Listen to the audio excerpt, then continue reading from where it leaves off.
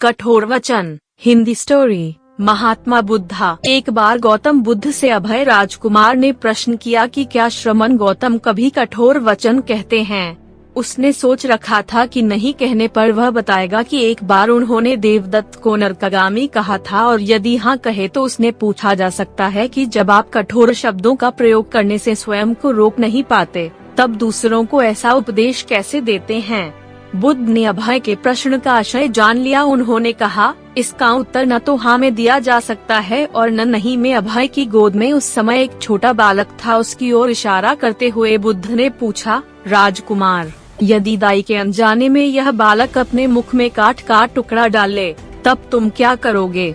मैं उसे निकालने का प्रयास करूँगा। यदि वह आसानी से न निकल सकता हो तो बाएं हाथ से उसका सिर पकड़कर दाहिने हाथ की उंगली को टेढ़ा करके उसे निकालूंगा।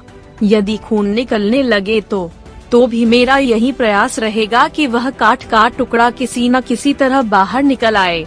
ऐसा क्यों? अनुस्वार, इसलिए कि भंते, इसके प्रति मेरे मन में अनुकंपा है।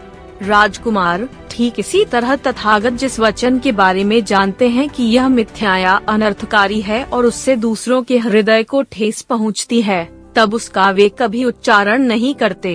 पर इसी तरह जो वचन उन्हें सत्य और हितकारी प्रतीत होते हैं तथा दूसरों को प्रिय लगते हैं, उनका वे सदैव उच्चारण करते हैं।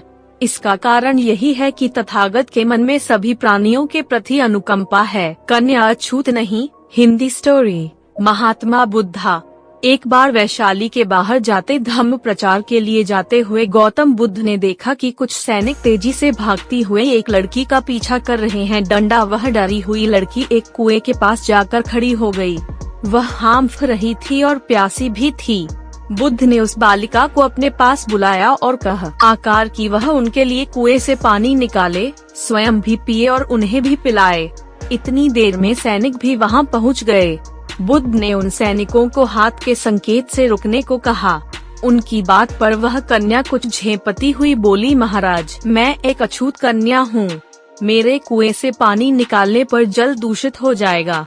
बुद्ध ने उससे फिर कहा, पुत्री, बहुत जोर की प्यास लगी है, पहले तुम पानी पिलाओ। इतने में वैशाली नरेश भी वहाँ आ पहुँचे। उन्हें बुद्ध को नमन किया और सोने के बर्तन में केवड़े और गुलाब का सुगंधित पानी पेश किया। बुद्ध ने उसे लेने से इनकार कर दिया। बुद्ध ने एक बार फिर बालिका से अपनी बात कही। इस बार बालिका ने साहस बटोरकर कुएं से पानी निकल कर स्वयं भी पिया और गौतम बुद्ध को भी पिलाया।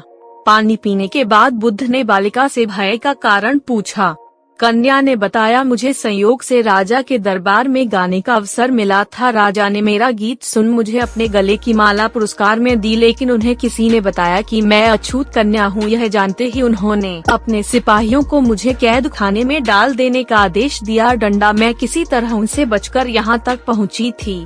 इस पर बुद्ध ने कहा, सुनो राजन, यह कन्या अछूत नहीं है, आप अछूत हैं।